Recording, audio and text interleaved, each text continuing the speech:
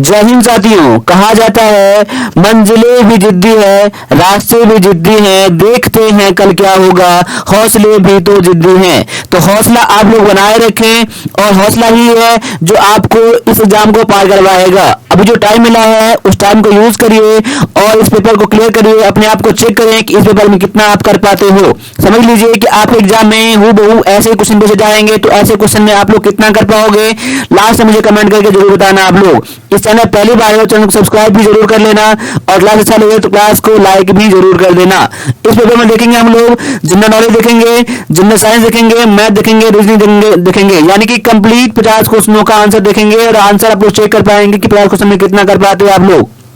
चलिए स्टार्ट कर लेते हैं आज के पहले क्वेश्चन से। पहला क्वेश्चन है आपके सामने, ये क्वेश्चन है दक्षिण भारत की सबसे लंबी नदी कौन सी है? दक्षिण भारत की सबसे लंबी नदी कौन सी है? ऑप्शन है तुंगभद्रा, यानी कि तुंगभद्रा भी आप सुनने को के लिए मिलता है आपको। दूसरा है कावेरी, गोदावरी और कृष्णा, यानी कि 4 नदी में से कौन सा नदी है जो दक्षिण भारत की सबसे लंबी नदी है? ये है आपका आंसर, ऑप्शन नंबर सी है जो कि है गोदावरी। ठीक है, बढ़ते हैं अगले क्वेश्चन की तरफ। अगला क्वेश्चन है विश्व जल दिवस कब मनाया जाता है? विश्व जल दिवस कब मनाया जाता है? ऑप्शन है 1 मार्च, 11 मार्च, 22 मार्च और 30 मार्च। तो आपका आंसर चेक कर लीजिए। इसका आंसर है ऑप्शन नंबर सी है जो कि है 22 मार्च।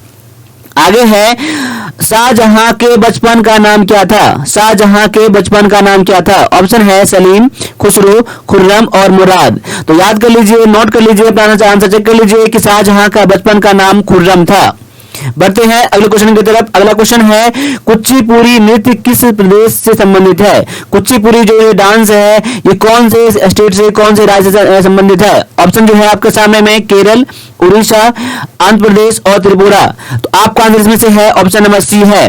आंसर चेक कर दे रहे हैं क्योंकि लास्ट में बताना पड़ेगा कि आपको इसमें से कितने बनाए हैं, आपने कितना इसमें से करे हो। ठीक है, आगे देखिए अगला क्वेश्चन है कि रोम किस नदी के किनारे स्थित है? देखिए इटली की राजधानी क्या है? तो रोम है। रोम किस नदी के किनारे स्थित है? ऑप्शन है विस्टुला, एवान, राइन और टाइबर। तो कौन सी नदी के किनारे स्थित है? ये नदी है टाइबर, यानी टाइबर नदी के किनारे स्थित है कौन सा? रोम। ठीक है, आगे बढ़ते हैं। अगला क्वेश्चन है वीरता का सबसे बड़ा पुरस्कार कौन सा है? वीरता का सबसे बड़ा पुरस्कार कौन सा है? ये क्वेश्चन आपको तो पता होना ही चाहिए क्योंकि आप आर्मी सेना में चाह रहे हो। तो ऑप्शन जो है वीर चक्र, महावीर चक्र, भारत रत्न और परमवीर चक्र। तो आपका आंसर है इसमें से ऑप्शन नंबर डी है जो कि है परमवीर चक्र। आगे बढ़ता हूं। अगला क्वेश्चन है शांति वन किस प्रधानमंत्री की समाधि है? यानी शांति वन जो है कौन से प्रधानमंत्री का समाधि स्थल है? ऑप्शन है राजीव गांधी, इंदिरा गांधी, जवाहरलाल नेहरू और लाल बहादुर शास्त्री। तो आपका आंसर है ऑप्शन नंबर सी है जो कि है जवाहरलाल नेहरू। जवाहरलाल नेहरू का जो समाधि स्थल है वो कहाँ है? तो ये है शांति भवन, शांति वन में। ठीक है, आगे है जैन धर्म में कुल कितने तीर्थकर की संख्या थी? जैन धर्म में कुल कितने तीर्थकरों की संख्या थी, यानी टोटल इसमें कितने तीर्थकर हुए? ऑप्शन है 25, 24, 10 और इनमें से कोई नहीं। तो आपका आंसर है ऑप्शन नंबर बी है जो कि है 24। ठीक है, आगे बढ़ता हूं। अगला क्वेश्चन है झारिया की खाने किस राज्य में स्थित है? झारिया की खाने किस राज्य में स्थित है? ऑप्शन है आंध्र प्रदेश, पश्चिम बंगाल, उड़ीसा और झारखंड। तो देखिए इसका आंसर चेक कर लीजिए। झारिया की खाने जो है ये है झारखंड में। ऑप्शन नंबर डी जो है आपका आंसर है। आगे बढ़ता हूं। अगला क्वेश्चन है बांग्लादेश में पद्मा नाम से किस नदी को जानी जाती है? यानी जो कि भारत का नदी है लेकिन वो बांग्लादेश में उसका नाम है पद्मा नाम है। ये कौन सी नदी है? ऑप्शन है जमुना, गंगा, तीस्ता और इनमें से कोई नहीं। तो आपका आंसर जो है इसमें मैच करिए मेरे आंसर से। इसमें आंसर है ऑप्शन नंबर डी है जो कि है गंगा, यानी गंगा को बांग्लादेश में पद्मा के नाम से जाना जाता है। ठीक है, आगे है आराम हराम है ये शब्द किसने कहे? यानी कि आराम हराम है का नारा किसने दिया? ऑप्शन है लाल बहादुर शास्त्री, महात्मा गांधी, पंडित जवाहरलाल नेहरू और विनोबा भावे। तो इसमें से आंसर जो है आपका ऑप्शन नंबर सी है जो कि है पंडित जवाहरलाल नेहरू। ठीक है, आगे है भारत में सबसे बड़ा चिड़ियाघर कहाँ स्थित है? भारत में सबसे बड़ा चिड़ियाघर कहाँ स्थित है? ऑप्शन है कोलकाता, कानपुर, लखनऊ और चेन्नई। तो आपका आंसर इसमें से है ऑप्शन नंबर ए जो कि है कोलकाता। जब तक मैं ऑप्शन पढ़ता हूं आप लोग इसका आंसर करके देखो क्योंकि जीके में क्या होता है जब भी क्वेश्चन देखते हो आपको आंसर एक बार पता हो जाता है जब आपको याद होता है। तो जो क्वेश्चन पता नहीं है आप नोट जरूर बनाएं और नोट को रिवीजन जरूर करो। ठीक है, चलो, कोलकाता कहाँ पर है? ये है वेस्ट बंगाल के अंदर। वेस्ट बंगाल की राजधानी कहाँ है, कैपिटल कहाँ है? तो कोलकाता है। आगे बढ़ता हूँ, ईस्ट इंडिया कंपनी की स्थापना किस वर्ष की गई? ईस्ट इंडिया कंपनी की स्थापना किस वर्ष की गई? ऑप्शन है 1580, 1606, 1620 और 1600। यानी कि ऑप्शन नंबर डी जो है इसका आंसर बिल्कुल करेक्ट है, जो कि है 1600। 1600 ईस्वी में ईस्ट इंडिया कंपनी की स्थापना किया गया था। ठीक है, आगे है, भारत का सबसे बड़ा शिपयार्ड है। भारत का सबसे बड़ा शिपयार्ड कहां पर है? ऑप्शन जो है कोलकाता, कोच्चि, मुंबई, विशाखापट्टनम। कहां पर है भारत का जो सबसे बड़ा शिपयार्ड है, वो कहां पर स्थित है? देखिए, आपका आंसर इसमें से है ऑप्शन नंबर बी है, जो कि है कोच्चि। एक मिनट जाइए।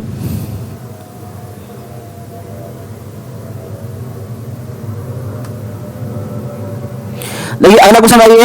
अगला क्वेश्चन है, चिन्ना स्वामी क्रिकेट स्टेडियम कहाँ स्थित है? चिन्ना स्वामी क्रिकेट स्टेडियम कहाँ स्थित है? ऑप्शन है चेन्नई, कोलकाता, मुंबई और बेंगलुरु। चिन्ना स्वामी क्रिकेट स्टेडियम जो है ये है बेंगलुरु के अंदर, बेंगलुरु में है। ऑप्शन नंबर डी जो है आपका आंसर यहाँ पर बिल्कुल करेक्ट है। चलिए अगले क्वेश्चन की तरफ बढ़ते हैं। अगला जो क्वेश्चन है, ग्रामाफोन। ग्रामाफोन का आविष्कार किसने किया? ग्रामाफोन का आविष्कार किसने किया? ऑप्शन जो है कुंड ने, ग्राहम बेल ने, क्विंक ने या फिर एडिसन ने। तो ग्राहम फोन का आविष्कार जो किए थे, ये किए थे। ऑप्शन नंबर डी जो है आपका आंसर है, क्या है? एडिसन ने। एडिसन ने आपका आंसर हो जाएगा। ऑप्शन नंबर डी जो है आपका आंसर है। आगे बढ़ता हूं, अगला जो क्वेश्चन है, अगला है, लघु दृष्टि के निवारण हेतु किस लेंस का प्रयोग किया जाता है? यानी जिस व्यक्ति को लघु दृष्टि दोष हो जाता है उसमें किस लेंस का प्रयोग किया जाता है? उसे कौन सा लेंस यूज करके उसका ये लघु दृष्टि दूर किया जाता है? ऑप्शन है उत्तल लेंस, अवतल लेंस, बेलनाकार या फिर इनमें से कोई नहीं।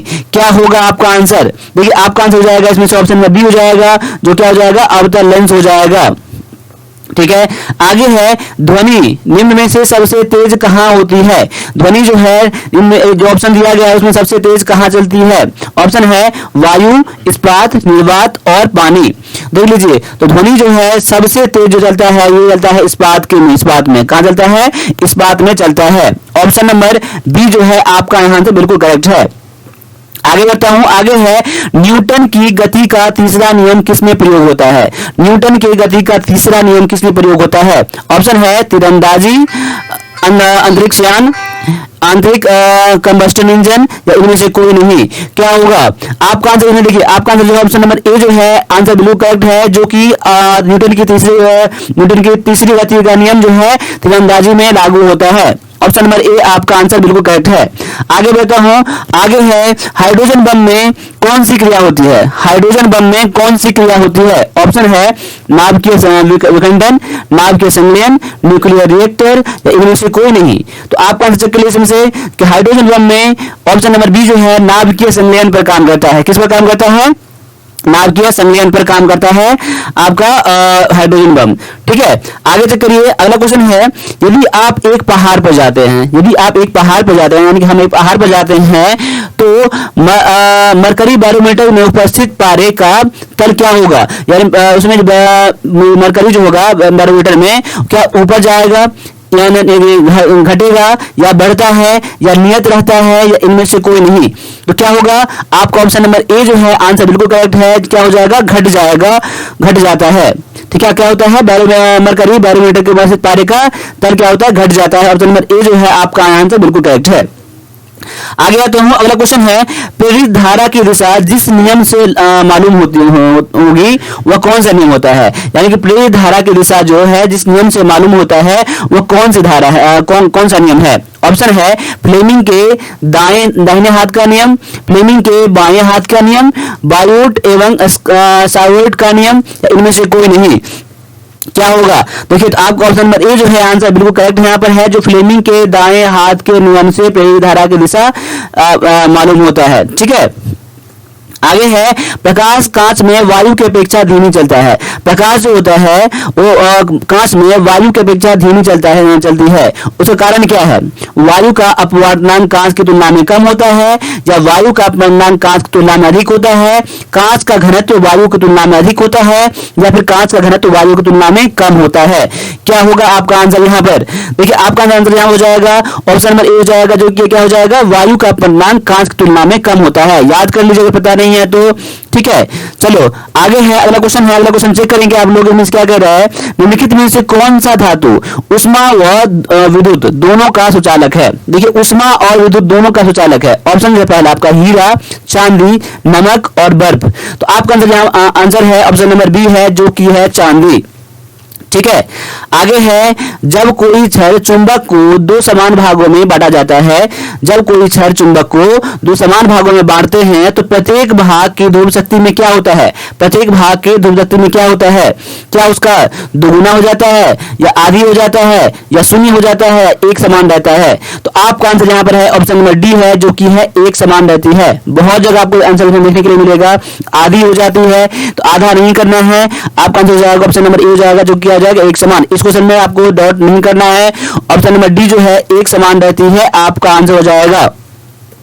आगे है, चमगादड़ द्वारा उत्पन्न होने वाली ध्वनि। चमगादड़ द्वारा उत्पन्न होने वाली ध्वनि कैसा होता है? क्या श्रव्य ध्वनि होता है, अपश्रव्य होता है, या फिर यहाँ है उपश्रव्य है और यहाँ अपश्रव्य है और यहाँ है पराश्रव्य? तो देखिए चमगादड़ द्वारा जो ध्वनि जो उत्पन्न की जाती है, ये कौन से क्या आता है? तो पराश्रव्य क्या आता है, जो कि अल्ट्रासोनिक कहलाता है। ऑप्शन नंबर डी जो है आपका आंसर यहाँ पे बिल्कुल करेक्ट है। आगे बढ़ता हूं। अगला है, एक व्यक्ति दूरदर्शी को सूक्ष्मदर्शी से अलग कैसे पहचान सकता है? दूरदर्शी को सूक्ष्मदर्शी से अलग कैसे पहचान सकता है? उसके लंबाई से, रंग से, लंबाई और लेंस के आकार से या लेंस के आकार से? देखिए तो आपका ऑप्शन नंबर डी जो है आंसर बिल्कुल करेक्ट है, जो कि लेंस के आकार से पहचान सकता है। ठीक है, बढ़ते हैं अगले क्वेश्चन की तरफ। अगला क्वेश्चन है, हाइड्रोलिक ब्रेक, हाइड्रोलिक लिफ्ट उपकरण द्रवों में प्रयोग किए जाते हैं। हाइड्रोलिक ब्रेक और हाइड्रोलिक लिफ्ट में द्रवों का प्रयोग किया जाता है क्या प्रसारित करने के लिए? क्या ट्रांसमिटिंग करने के लिए प्रयोग किया जाता है? क्या बल को, क्या वेग को, या दबाव को, या शक्ति को? तो याद कर लीजिए इसका आंसर, चेक कर लीजिए इसका आंसर। इसका आंसर है ऑप्शन नंबर सी है, जो कि है दबाव को प्रसारित करने के लिए उसमें द्रव का प्रयोग किया जाता है। ऑप्शन नंबर सी जो है आपका आंसर यहाँ बिल्कुल करेक्ट है। बढ़ते हैं अगले क्वेश्चन की तरफ। अगला क्वेश्चन है, पृथ्वी की सतह पर गुरुत्वीय त्वरण अधिक होता है। पृथ्वी की सतह पर क्या होता है? गुरुत्वीय त्वरण अधिक होता है, लेकिन वह क्या होता है? ऑप्शन है यहाँ पर वृद्धि के रूप में ऊपर जाता है, यानी कि ऊपर जब जाएंगे इसमें क्या होगा? त्वरण बढ़ जाएगा, या फिर ऊपर या नीचे जाने पर घट जाता है, या पृथ्वी के रूप में नीचे जाता है, माफ कीजिए वृद्धि के रूप में नीचे जाता है, यानी कि जब नीचे जाएंगे तो उसका क्या होगा? वृद्धि हो जाएगा, उसके त्वरण में वृद्धि हो जाएगा। ऑप्शन डी है इनमें से कोई नहीं। तो इसका आंसर चेक कर लीजिए। इसका आंसर है ऑप्शन नंबर बी है, यानी कि ऊपर और नीचे जाने पर क्या होता है? उसका गुरुत्वीय त्वरण कम हो जाता है। क्या होता है? ऑप्शन नंबर बी जो है आपका आंसर यहाँ पर बिल्कुल करेक्ट है। आगे है, एक वस्तु का द्रव्यमान पृथ्वी पर 6 किलो है। अगर कोई वस्तु का द्रव्यमान, कोई वस्तु का भार जो है अगर पृथ्वी पर 6 किलो है, तो चंद्रमा पर उसका द्रव्यमान कितना होगा? तो देखिए, तो जितना भार दे रहे पृथ्वी पर उसमें 6 से भार लगा दीजिए, वही हो जाएगा आपका आंसर, यानी कि लगभग 1 किलोग्राम हो जाएगा आपका आंसर। ऑप्शन नंबर ए है। ठीक है, आगे देखिए, वर्षा की बूंद गोल किस कारण होती है? वर्षा की बूंद जो होता है गोल होता है, कौन से कारण के द्वारा होता है? क्या पृष्ठ तनाव के कारण होता है, या श्यानता के कारण होता है, या विस्कशीलता के कारण होता है, इनमें से कोई नहीं? देखिए ऑप्शन नंबर ए जो है आपका आंसर यहाँ पे बिल्कुल करेक्ट है, जो कि है पृष्ठीय तनाव के कारण क्या होता है? बूंद जो होता है उसका वर्षा की बूंद जो होता है गोल हो जाता है। Option number A. ठीक है, आगे चलो अगला आंसर चेक कर लीजिए आप लोग। अगला आंसर क्या है? देखिए क्वेश्चन है कि कौन सा कथन सत्य है जो दिया गया है। तो आप मेरे साथ क्वेश्चन करें। देखिए आपके लिए मैं क्वेश्चन पढ़ रहा हूं, बस आपको आंसर करना है, आपको आंसर चेक करना है आपको। ठीक है, कम समय में ज्यादा क्वेश्चन करना है आपको। क्वेश्चन है, उत्तल दर्पण डॉक्टर द्वारा मुख की जांच के लिए इस्तेमाल की जाती है। अगला है, अवतल दर्पण परावर्तक के रूप में इस्तेमाल किया जाता है, या उत्तल दर्पण परावर्तक के रूप में इस्तेमाल किया जाता है, या उत्तल दर्पण हजामत बनाने के लिए प्रयोग में लाया जाता है। कौन सा आपका आंसर सही है यहाँ पर? देखिए आपका ऑप्शन नंबर बी जो है, जो कि कहा जा रहा है अवतल दर्पण परावर्तक के रूप में इस्तेमाल किया जाता है, ये आंसर आपका बिल्कुल करेक्ट है। ऑप्शन नंबर बी जो है आपका आंसर बिल्कुल करेक्ट है। आगे बढ़ता हूं, अगला क्वेश्चन जो है, ये क्वेश्चन है शॉर्ट सर्किट में के समय परिपथ में धारा, शॉर्ट सर्किट के समय परिपथ में धारा क्या होता है? लगातार बदलता रहता है, या कोई परिवर्तन नहीं होता है, या बहुत तेज बढ़ती है, या इनमें से कोई नहीं? क्या होगा आपका आंसर? देखिए आपका आंसर जो होगा इसमें से ऑप्शन नंबर सी हो जाएगा, जो कि बहुत तेज बढ़ती है। यानी कि जब भी शॉर्ट सर्किट होता है तब क्या होता है, परिपथ की धारा क्या होता है, बहुत तेज बढ़ती है। ऑप्शन नंबर ए जो है आपका आंसर यहाँ पर बिल्कुल बिल्कुल करेक्ट है। आगे जो है, लाल प्रकाश खतरे के संकेत के लिए क्यों प्रयोग किया जाता है? यानी खतरे के लिए जो लाल प्रकाश का प्रयोग किया जाता है, क्यों किया जाता है? ऑप्शन जो है आपका पहला, जो यह वायु में शुष्क हो जाती है, इसका प्रकीर्णन कम होता है, यह आंखों के लिए आरामदायक होता है, या फिर रासायनिक प्रभाव कम हो जाता है। आपका आंसर यहाँ पर क्या है? देखिए आपका आंसर यहाँ पर है इसका प्रकीर्णन कम होता है। क्या होता है? इसका प्रकीर्णन जो होता है कम होता है, इसलिए लाल प्रकाश जो होता है खतरे के लिए प्रयोग किया जाता है। ऑप्शन नंबर ए बी जो है आपका आंसर यहाँ पर बिल्कुल करेक्ट है। आगे है, किलोहर्ट्ज मात्रक किसे मापने में प्रयोग किया जाता है? किलोहर्ट्ज मात्रक जो होता है, किलोहर्ट्ज, वो किस में प्रयोग किया जाता है? विद्युत प्रतिरोध में, या विद्युत चुम्बकीय रेडियो की तरंग आवृत्ति में, या वोल्टेज में, या इनमें से कोई नहीं? देखिए तो आपका आंसर यहाँ पर है ऑप्शन नंबर बी है, जो कि है विद्युत चुम्बकीय रेडियो और रेडियो की तरंग आवृत्ति मापने के लिए किलोहर्ट्ज का प्रयोग किया जाता है। ऑप्शन नंबर बी जो है आपका आंसर बिल्कुल करेक्ट है। आगे है, मैथ क्वेश्चन है, कहा जा रहा है कि कोई रेलगाड़ी एक व्यक्ति को 36 किलोमीटर प्रति घंटा की गति से चलते हुए 10 सेकंड में पार कर लेती है, तो रेलगाड़ी की लंबाई कितनी है? देखिए गौर करिए, यानी कि देखिए यहाँ पर एक गाड़ी का चाल दिया गया है, रेलगाड़ी का चाल दिया गया है, एक व्यक्ति को पार कर रहा है। देखिए याद करिए कि जब एक व्यक्ति को पार करता है तो ट्रेन बस अपनी लंबाई की दूरी तय करता है, लेकिन अगर मान लिया जाए कोई प्लेटफॉर्म की दूरी पार करेगा तो अपनी दूरी भी, अपनी लंबाई भी और प्लेटफॉर्म की लंबाई भी कुल दूरी हो जाएगा। कुल दूरी क्या होगा? प्लेटफॉर्म की लंबाई और अपनी लंबाई क्या कुल दूरी हो जाएगा। लेकिन जब व्यक्ति को पार करेगा तो बस अपनी दूरी तय करेगा। यानी कि देखो आप कुछ लंबाई पूछ रहा है, यानी कि लंबाई यानी कि दूरी पूछ रहा है, तो दूरी के लिए फॉर्मूला क्या है? चाल गुना में समय, चाल गुना में समय, यानी कि स्पीड इंटू में टाइम। यानी देखो अब स्पीड कितना दिया है? 36 किलोमीटर प्रति घंटा है, 36 किलोमीटर प्रति घंटा है, लेकिन टाइम किसमें दिया है? 10 सेकंड में दिया है ना। तो आप क्या कर लो, 36 किलोमीटर प्रति घंटा को आप मीटर पर सेकंड में बदल लो। तो मीटर पर सेकंड बदलने के लिए 5/18 से गुना करेंगे, तब चाल क्या हो जाएगा? 36 किलोमीटर प्रति घंटा से ये हो जाएगा, इतना मीटर पर सेकंड हो जाएगा। चाल तो हो गया, अब गुना में कितना है? समय है ना, समय है 10 सेकंड, 10 से गुना कर दो उसको, कितना हो जाएगा? 18 गुना में 36, 5 गुना 10, 10 के 100, यानी कि 100 मीटर क्या हो जाएगा? उस ट्रेन की लंबाई हो जाएगी। ऑप्शन नंबर ए जो है आपका आंसर यहाँ पे बिल्कुल करेक्ट है।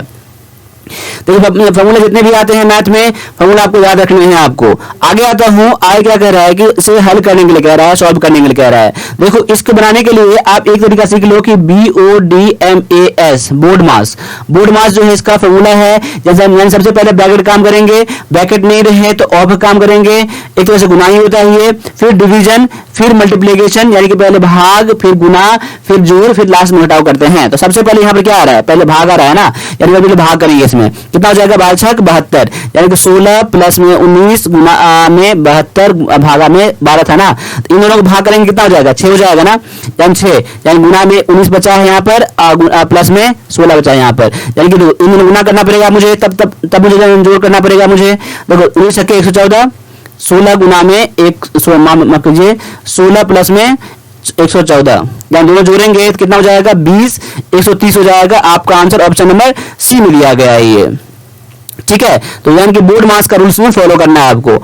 आगे है 9.9225 का वर्गमूल कितना होगा? देखो 9.9225 है, यानी देखो वर्गमूल निकालने के क्या करेंगे? दाएं तरफ से जोड़ा लगाएंगे, ऐसे लगाएंगे, ठीक है। अब देखो 3 तिया में 9 हो जाएगा, ये 3 तिया जो 6 जाएगा, कट जाएगा, पॉइंट यहाँ पर, पॉइंट आप यहाँ कर दो, फिर 9 2 लगाओ, फिर आप 9 तो लगाओगे, यहाँ 1 लगाना पड़ेगा मुझे, तब मुझे 1 से गुना भी करना पड़ेगा इसमें, तो 1 मुझे यहाँ भी लिखना पड़ेगा, यानी कितना हो जाएगा 61 हो जाएगा ये, यानी घटा कितना हो जाएगा 1 हो जाएगा, यहाँ पर 3 हो जाएगा। अब देखो यहाँ पर 2 5 बचा रहा है ना, 2 5 को मुझे साथ साथ करना पड़ेगा क्योंकि ये जोड़ा लगा हुआ यहाँ पर है। अब 1 1 2 यानी कि हो जाएगा 62। अब देखो यहाँ पर 5 रखोगे, यहाँ 5 रखोगे, यहाँ 5 रखो तो कितना हो जाएगा 5 5 25 यानी 3125 हो रहा है, यानी कि कट रहा है पूरा पूरा यहाँ से, यानी कि 3.15 हो जाएगा आपका आंसर, ऑप्शन नंबर ए में दिया गया है।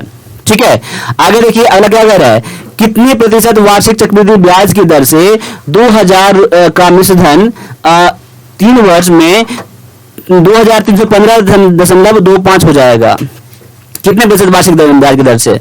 अब देखिए ब्याज की दर पूछ रहा है यहाँ पर ना, देखो यहाँ पर दिया चक्रवृद्धि ब्याज दिया है, तो चक्रवृद्धि ब्याज का फॉर्मूला क्या होता है, A equal to P into में 1 प्लस R बटा में 100 अपॉन में यहाँ पर n हो जाएगा, टाइम यहाँ हो जाएगा।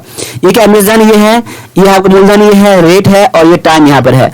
अब देखो मूलधन मुझे कितना दिया है, मुझे मूलधन पहले कितना दिया है, तो 2315.25 बराबर मूलधन दिया है 2000, और 1 प्लस में R तो मुझे दिया नहीं है, ठीक है, ऊपर में n दिया है, n कितना दिया 3 वर्ष दिया है ना, 3 यहाँ कर दो, इतना कर दो। अब इतना करने के बाद इसमें सॉल्व करना है आपको। अब सॉल्व करने के बाद जितना आ जाएगा वही हो जाएगा आपका R निकल जाएगा, क्यों R तो यहाँ बचा हुआ है ना। देखो तो ऐसा कर लो, इसको कैसे करेंगे, इसको हम सबसे पहले ऐसा कर लेते हैं कि इसको मैं इस तरफ करता हूँ, ठीक है, यानी कि 1 प्लस R बटा में 100 के पावर में कितना है 3 है, बराबर में कितना, इसको इस तरफ मैंने कर दिया। अब यानी कि 2315.25 बटा में 2000, यहाँ पर बढ़ाओगे नीचे कितना आ जाएगा 2 जीरो और आ जाएगा, यानी कि यहाँ कितना हो जाएगा 1 बटा 1 प्लस R बटा में 100 पावर में कितना है 3 है, बराबर में अब से काटोगे ना, यहाँ काटने में कितना हो जाएगा आपका, ये हो जाएगा 9261 अपॉन में 100 8000, क्योंकि देखो यहाँ काटोगे ना, यहाँ पर पैसे काटने पर इतना हो जाता है। अब यहाँ देख लो कि अब बराबर में कितना, इसको देखो यहाँ क्यूब है ना, यहाँ क्यूब है, 21 का क्यूब है, ये 21 का क्यूब करोगे आप तो इतना आ जाएगा, और यहाँ पर 20 का क्यूब करोगे तो इतना आ जाएगा, पावर में 3 है, 3 तो कट जाएगा। अब देखो कितना बच जाएगा यहाँ पर, देखो थोड़ा क्या होता है चक्रवृद्धि ब्याज का थोड़ा क्वेश्चन का लेंथी होता है थोड़ा सा। 1 प्लस R बटा में 100 बराबर में 21 बटा में 20। अब देखो यहाँ R का मान निकाल लेना है, यहाँ पर R का मान निकाल के कितना आ जाएगा, वो आ जाएगा 5% आ जाएगा, वही हो जाएगा आपका आंसर, यहाँ चेक कर लेना, ठीक है। आप आगे बढ़ता हूं, अगला क्वेश्चन है, यदि किसी वस्तु को 25% हानि पर के बजाय 5% लाभ पर बेचा जाता है तो 60 रुपए अधिक प्राप्त होता है, वस्तु का क्रय मूल्य कितना है। तो इसको समझाने के लिए कैसे यूज करो आप, देखो ऐसे यूज करो आप, देखो पहले कितना, पहले 25% हानि होता था, यानी मान लेता हूं पहले 100% क्या है उसका क्रय मूल्य है, क्या है 100% क्रय मूल्य है, यानी सीपी मतलब कॉस्ट प्राइस, 100% मैंने मान लिया क्या उसका क्रय मूल्य है। यानी पहले अगर हानि होता था 25% हानि होता था ना, यानी इसका बिक्री मूल्य पहले कितना था 75% था।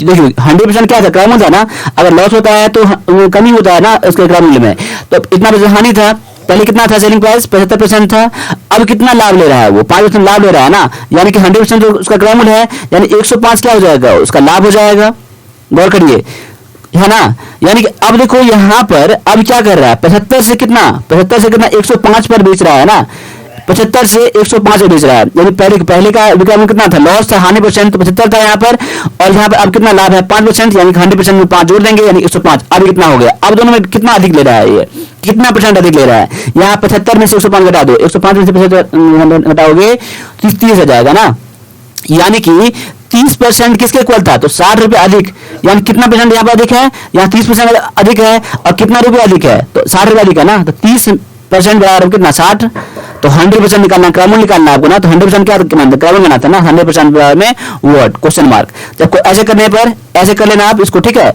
अब क्वेश्चन मार्क बराबर क्या हो जाएगा, अब इन दोनों को गुना कर लेंगे, यानी कि 100 गुना में 60 कर लेंगे, बटा में 30 कर लेंगे, 30 गुना में 60 यानी कि कितना हो जाएगा 200 हो जाएगा, आपका आंसर ऑप्शन नंबर डी में दिया गया है। देखो मैं समझाने के लिए इतना टाइम लिया है मैंने, लेकिन क्वेश्चन ये आपका 30 सेकंड से भी कम में बन जाएगा, समझाने के लिए लिया, अगर नहीं समझे हो तो इसको आप फिर से दोबारा देख लेना आप, ठीक है।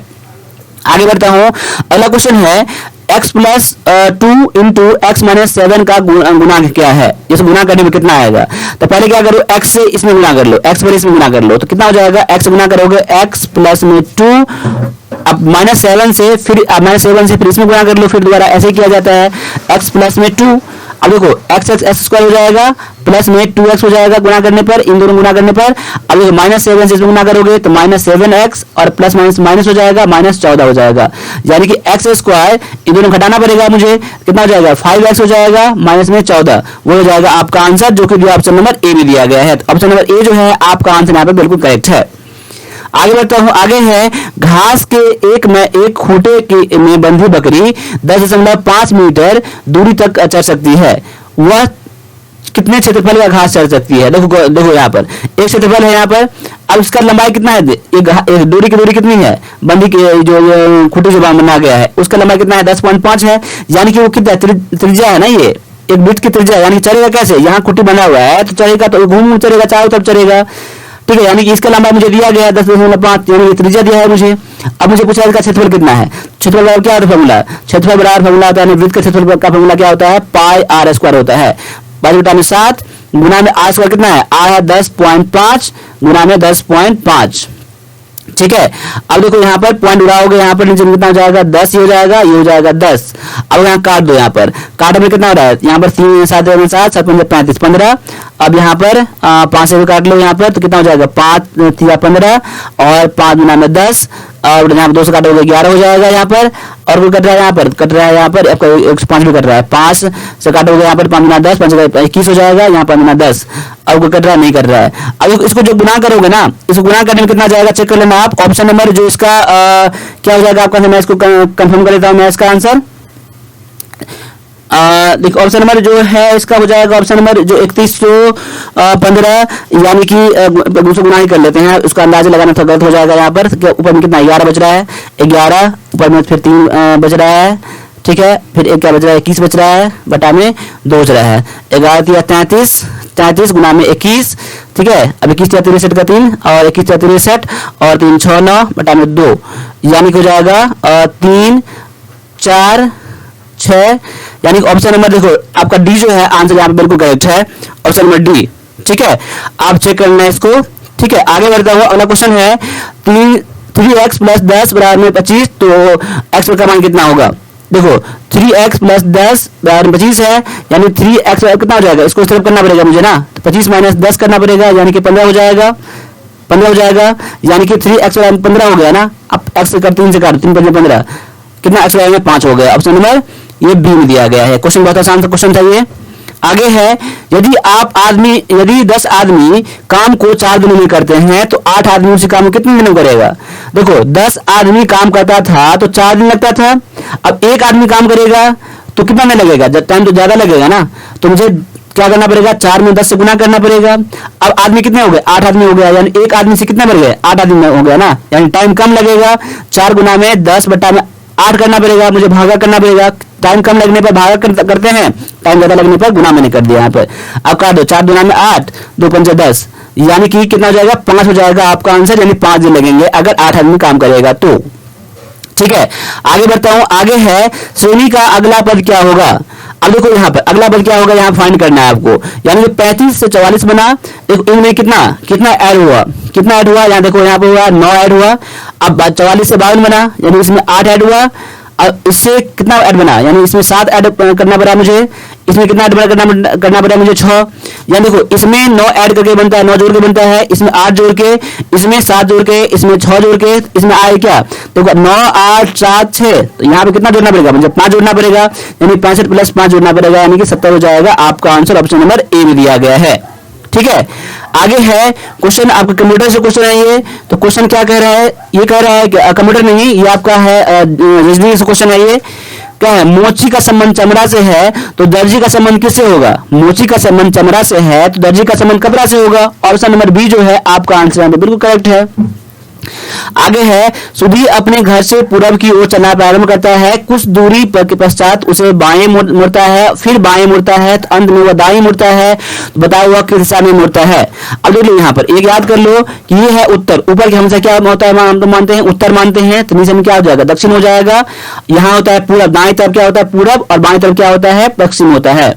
ठीक है, यानी कि अब पॉइंट 1 बना लूंगा। अब पहले कहां चलता है? पहले पूरब को चलता है ना, तो पूरब इस ओर है, पूरब मैंने चला यहाँ पर। ठीक है, अब मेरा फेस कहाँ? इस तरफ फेस मेरा है, इस तरफ मेरा फेस है। मेरा फेस इस तरफ रहेगा, अगर चेहरा में इस तरफ रहेगा तो बाएं तरफ मेरा ये रहेगा ना। तो अब क्या कर रहा है? अब बाएं मुड़ता है, अब यहाँ से बाएं मुड़ा यानी यहाँ मुड़ा, अब मेरा फेस का इस तरफ है, मेरा बायां ये हुआ, दायां ये हुआ, यानी कि अब देखो अब क्या फिर बाएं मुड़ता है, बाएं मुड़ने के बाद फिर बाएं मुड़ता है, फिर बाएं मुड़ा इस तरफ मुड़ गया, यानी कि मेरा फेस किस इस तरफ है, तो मेरा दायां ये हो जाएगा, बायां ये हो जाएगा मेरा। फिर क्या कर रहा है, अंत में वो दाएं मुड़ता है, अंत में दाएं यानी यहाँ से अब दाएं मुड़ गया। अब बोल रहा है क्या किस दिशा में चल रहा है, वो किस दिशा में चल रहा है, यानी इस ओर चल रहा है, यानी ऊपर चल रहा है ना, तो ऊपर क्या होता है उत्तर, उत्तर हो जाएगा आपका आंसर ऑप्शन नंबर बी में है। देखिए बहुत आसान सा क्वेश्चन था, अगर बनाओगे सोचोगे तब पॉइंट रख के, ठीक है, इस चीज को याद कर लेना आप, ठीक है, देख लेना आप। आगे है क्वेश्चन कि एजी अनुपात में बीजी तो सी के अनुपात में क्या होगा, यानी इसका संबंध इससे है तो इसका संबंध किससे होगा। अब देखो ए से बी कैसे बना, ए के बाद बी आता है ना, तो ए के बाद बी तो आपका दिया गया है, और जी के बाद क्या आता है एच आई, यानी कि देखो जी एच आई, यानी यहाँ पर एक छोड़ के दिया गया यहाँ पर। तो अभी क्या कर लो, सी के बाद कोई डी आएगा तो डी वाला को ये भी आंसर है, ये भी आंसर है, आपका आंसर तो ये होगा नहीं, ये आंसर होगा नहीं। अब देखो सी के बाद के बाद क्या देना है मुझे, जैसे जी के बाद छोड़ के एक लेटर छोड़ के अगला दिया है यहाँ पर, तो के बाद एल आता है तो एल छोड़ के एम देंगे, यहाँ पर एम हो जाएगा, डी एम हो जाएगा आपका आंसर ऑप्शन नंबर बी में दिया गया है। ठीक है, आगे है कि 6, 8, 10, 14, 18, 26, 34 और 50। अगला पद क्या होगा, इसमें गौर करिए क्या है, 6, 8, 10, 14, 18, 26, 34, 50 यहाँ पर है, तो इसमें कितना बढ़ा, 2 बढ़ा, इसमें 2 बढ़ा, इसमें 4 बढ़ा, इसमें 4 बढ़ा, इसमें कितना बढ़ा है तो 8 बढ़ा है, यहाँ भी 8 बढ़ा है, यहाँ पर कितना 16 बढ़ा है। देखो 2, 2, 4, 4, 8, 8 तो 16 भी यहाँ पर मिलना चाहिए, यहाँ पर है, यानी कि 50 प्लस में 16 करोगे तो कितना हो जाएगा 76 हो जाएगा। आपका आंसर ऑप्शन नंबर दिया गया है सी में दिया गया है ये, ठीक है, बस एक सीरीज में दिया गया है। ठीक है, आगे है क्या, अगला क्या है, जनवरी का संबंध नवंबर से है तो रविवार का संबंध किससे है। देखो यहाँ जनवरी है, जनवरी से पहले क्या आता है, दिसंबर आता है, दिसंबर से पहले नवंबर आता है ना, यानी पीछे को गया है, ये पीछे को गया ना, ये दिसंबर छोड़ के एक पीछे लिया गया है। तो अभी क्या कर लो, संडे है, संडे में रविवार है, संडे से पहले क्या आता है सैटरडे आता है, ये छोड़ दोगे, उससे पहले क्या आता है फ्राइडे आता है ना, यानी फ्राइडे हो जाएगा आपका आंसर ऑप्शन नंबर ये दिया गया है, डी में दिया गया है। ठीक है, इसे मैंने 50 क्वेश्चन करा है, 50 क्वेश्चन में कितना क्वेश्चन आपका सही बना है आप मुझे कमेंट करके जरूर बताना, और आपका एग्जाम कब है आप मुझे ये भी कमेंट करना। ठीक है, चलो, और आप बाद बाकी मैथ और रीजनिंग के लिए अगर पेड क्लास लेना चाहते हैं तो आप मुझे इस नंबर पर कांटेक्ट कर सकते हैं, और आर्मी क्लर्क के लिए भी इंग्लिश क्लास चल रहा है, अगर फ्रेंड कोई साथी अगर हो तो आप उन्हें बता सकते हो, उनका नंबर दे सकते हो, बाद बाकी आप इस वेबसाइट पर जाकर खुद से भी आप चेक कर सकते हो सारे पेड कोर्सेज। तो आज मुझे इतना नहीं दीजिए, मिलते हैं अगले क्लास में, तब तक के लिए सभी से एक बार जय हिंद।